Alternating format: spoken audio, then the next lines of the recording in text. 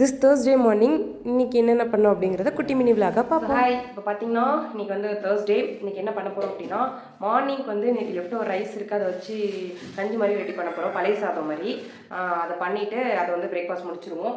மதியத்துக்கு சூப்பர்பான சாப்பாடு, சிக்கன் பிரியாணியும் வித் கிரேவியோட. ஃப்ரெண்ட்ஸ் வந்து சிக்கன் வாங்க அனுப்பியாச்சு. இப்போ வந்து சாப்பிட்டு முடிச்சுட்டு அந்த ப்ராசஸ் வந்து இப்போ நம்ம இறங்க போகிறோம். சிக்கன் பிரியாணி பண்ணலாமா? எங்களோட பிரேக்ஃபாஸ்ட்லாம் சாப்பிட்டு முடிச்சுட்டு கொஞ்சம் பாத்திரம் கிடந்துச்சு, அதையுமே விளக்க ஆரம்பிச்சிட்டேன். விளக்கிட்டு இருக்கும் போதே என்னோட ஃப்ரெண்ட்ஸ் வந்து சிக்கன் வாங்கிட்டு வீட்டுக்கு வந்துட்டாங்க. வரும்போது இந்த ஐஸ்கிரீம் பைட்ஸ் எனக்கு பிடிக்கும்னு ஆல்ரெடி உங்கள்கிட்ட சொல்லியிருப்பேன். சுகர் கட்டில் இருக்கலான்னு ஸ்டார்ட் பண்ணேன், அதை எடுத்துகிட்டு வந்து நானும் மறந்துட்டேன், எடுத்துகிட்டு ஒரே வாயில் போட்டுட்டேன். அதான் சொல்லி சிரிச்சிட்டு இருந்தோம்.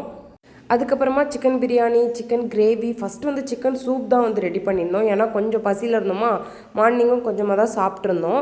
அதனால் ஃபஸ்ட்டு சிக்கன் சூப் ரெடி பண்ணிவிட்டு அதுக்கப்புறம் சிக்கன் பிரியாணி வந்து என்னோட தங்கச்சி தான் ஃபுல்லாக ப்ரிப்பேர் பண்ணால். ஏன்னா அவள் கொஞ்சம் நல்லா பண்ணுவாள் என்னை விட, அதனால் வந்து அவள் வந்து பண்ணிக்கிட்டு இருந்தா சிக்கன் பிரியாணி. அதுக்கப்புறம் வந்து சிக்கன் கிரேவி வந்து நான் தான் வச்சேன். அப்புறம் சூப் குடிக்க சொன்னேன், அவள் வந்து நல்லா இருக்கு அப்படி சொல்லி சொன்னான். ஃபைனலி ஒரு 1:30 போல் எல்லா சாப்பாடுமே செஞ்சு முடிச்சிட்டோம். Chicken gravy, raita, chicken biryani, அதுக்கப்புறம் சூப் எல்லாமே பண்ணி முடிச்சு நல்லா சூப்பராக சாப்பிட்டு முடிச்சுட்டு ஒரு சின்ன ஒரு மூவி பார்த்து கொஞ்சம் நேரம் பேசிட்டு ஃபன் பண்ணிட்டு இருந்தோம். ஆக்சுவலி இன்றைக்கி நான் காலேஜ் லீவ் போட்டுட்டேன், ஏன்னா நேற்று என் தங்கச்சி போரிங்காக இருக்குது அப்படின்னு சொன்ன ஒரே காரணத்துக்காக.